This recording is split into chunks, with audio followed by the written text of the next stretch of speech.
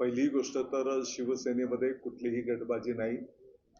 इथे एकच गट आहे, हिंदू हृदय सम्राट शिवसेना प्रमुख माननीय बाळासाहेब ठाकरे साहेबांच्या आशीर्वादाचा, धर्मवीर आनंदजी दिघे साहेबांच्या आशीर्वादाचा आणि शिवसेनेचे मुख्य नेते माननीय एकनाथजी शिंदे साहेबांच्या नेतृत्वाखालचा.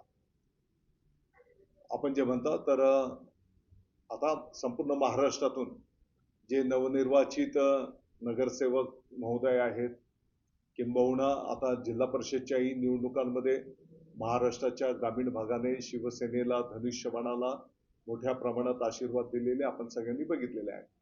आणि मग किंबहुना इतर पक्षांमध्ये पण निवडून आलेले लोकप्रतिनिधी पदाधिकारी आपल्या प्रमुख नेत्यांना भेटत असतात, संवाद साधत असतात.